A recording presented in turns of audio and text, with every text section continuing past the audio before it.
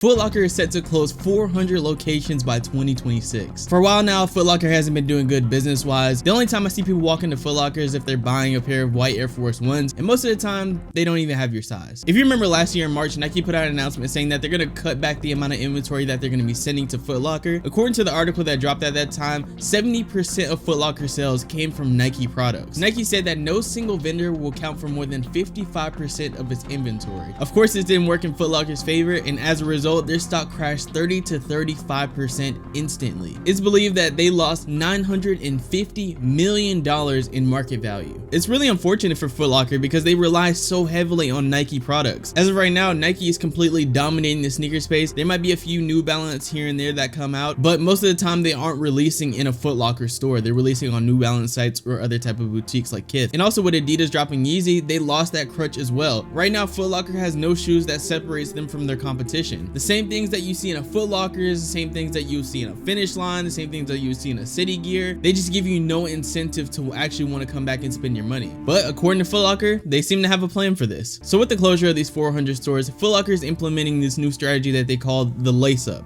Based on this image from Yahoo Finance, they're trying to expand the sneaker culture, power up the profile, deepen our relationship with the customers, and be the best in class omni. Their idea of expanding sneaker culture is having more options and greater distinctions in the shoes. Like I said before, Foot Locker isn't carrying any type of hype New Balance, so that might be something that they're looking into for the future. As for powering up their portfolio, they're looking to transform the company's real estate footprint by opening new formats, shifting off of malls, and closing underperforming stores. I think that this is a great idea. There's so many Foot Lockers out there where I go in and it's completely dead. It's just employees walking around and talking and stuff. Every time I walk in there, the first thing that comes to my mind is, how is this store still open? There's so many Foot Lockers right now where you can comfortably walk into any type of mall and basically see a Foot Locker or a Champs. But the issue with that is there's so many sneaker stores in one mall that it makes no sense to even shop at Foot Locker if they're offering a better deal just 2 stores down. I personally think that malls are dead. All the stores are pretty much exactly the same, and I think there's no reason to have 6 sneaker stores in the same mall. But as for the other 2 points of the Lace Up plan, they said that the company is looking to elevate the customer's relationship and improve the customer experience online. They plan to do that by changing their brand's loyalty rewards program. I'm so glad they said that, because that is the one thing I think that they should focus on the most. Right now, Foot Locker's loyalty program is lacking so heavily compared to its competitors. It's gotten so much harder to rack up points and hit those reservations when you don't even get the opportunity to do so. For example, if you remember years back before they had the ship to me and the new system right now, and if you had millions of points, you were almost guaranteed a pair whenever you went to reserve some of the hype shoes. I've heard many complaints of people that have 2 million lifetime points and they haven't hit anything in months. From a customer standpoint, why would I keep shopping with you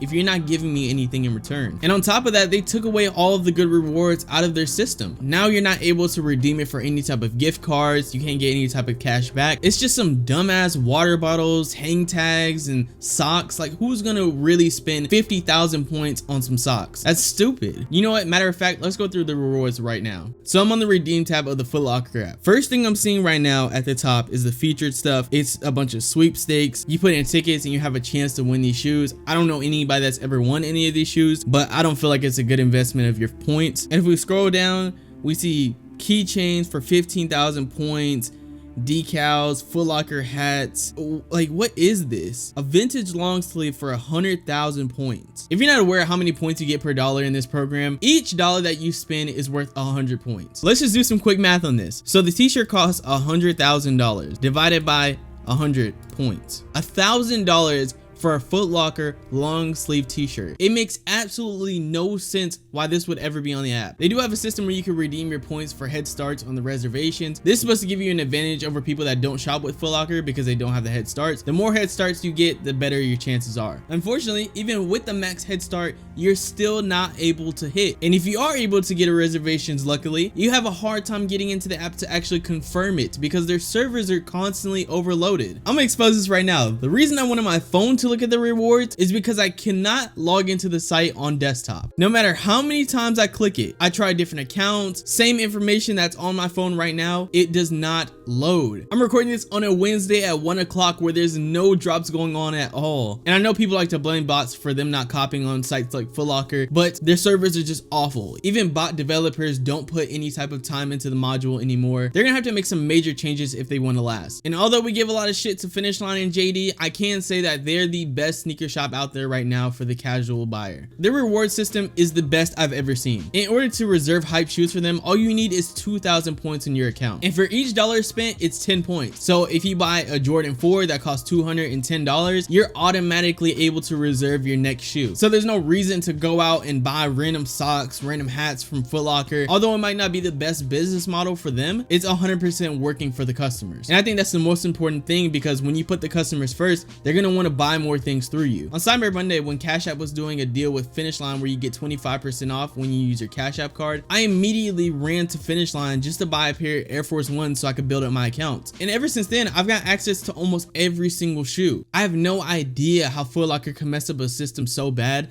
And if they don't change, they're gonna be out just like Foot Action, just like East Bay. I guess we'll see if their plan works. So that's pretty much it for today's video, man. I appreciate you guys for sticking around. If you enjoyed this video, make sure to like and subscribe. Comment down below, do you think Footlocker is going out of business? And I'll catch you guys in the next one.